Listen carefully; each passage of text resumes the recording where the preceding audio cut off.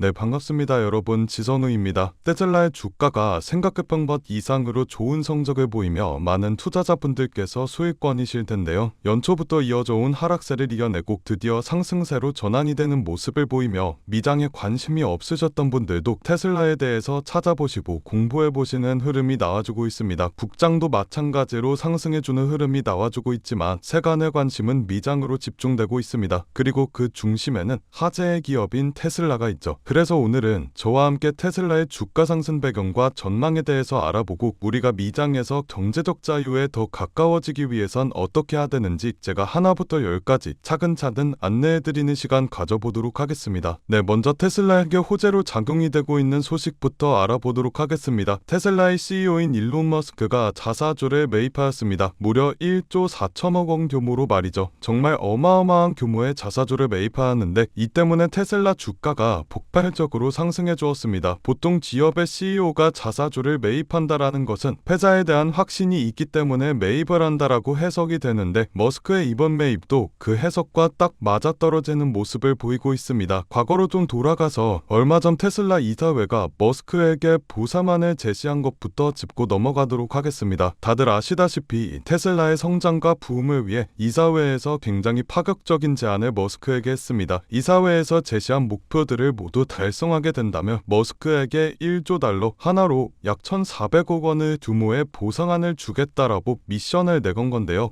겉보기에는 이게 별개의 사건 같지만 사실 이 두 가지는 하나의 흐름으로 연결이 되어 있다라고 볼 수 있습니다. 바로 머스크가 테슬라의 미래에 절대적인 확신을 가지고 있다라는 증거인데 머스크의 자사주 매입과 이사회의 보상안이 같은 메시지를 전달하고 있다라는 사실을 여러분들이 알아두셔야 합니다. 머스크는 나는 테슬라의 성장을 확신하고 있다. 그래서 내 돈으로 직접 내 회사의 주식을 산다라는 것을 보여주었고 이사회는 우리는 머스크라면 테슬라를 몇 배 더 성장시킬 수 있는다라고 믿으며 역대급 보상안을 제시하였습니다. 즉 내부적으로는 CEO와 이사회 모두가 테슬라의 장기 성장에 대해 같은 방향을 바라보고 있다라는 거죠. 머스크의 자사주 매입은 단순한 주식 거래가 아니라 자신이 설계한 미래에 대한 확신의 표현입니다. 이사회의 보상안은 그 확신이 단순한 개인의 믿음이 아니라 테슬라라는 이 기업 전체가 공유하는 비전이라는 것을 보여주죠. 이러한 확신이 있기 때문에 머스크는 주식을 샀고 이사회는 1조 달러라는 보상안을 내걸 수가 있었던 겁니다. 그리고 그 결과는 결국 테슬라의 주가 상승과 기업의 가치 확대로 이어질 수밖에 없을 거라는 생각이 드는데 또한 머스크가 아무런 비전도 계획도 없이 테슬라의 미래를 확신하냐? 라고 물어보시는 분들이 계실 겁니다. 머스크가 설계하고 있는 테슬라의 미래는 이렇습니다. 지지부진한 전기차 시장에 매달리는 것이 아니라 그가 예전에 해왔던 것처럼 AI와 로봇, 에너지와 같은 신사업에 뛰어들어 그 시장을 선점하겠다라는 거죠. 자, 그렇다면 머스크가 이렇게도 자신 있어 하는 이 신사업에 대해 조금 짚어보도록 하겠습니다. 제가 집중하고 있는 부분이 바로 이겁니다. 테슬라의 FSD 기능이죠. 완전 자율주행이라고도 불리우는 FSD는 테슬라의 자랑이라고도 불리우는 모델이라고 볼 수 있습니다.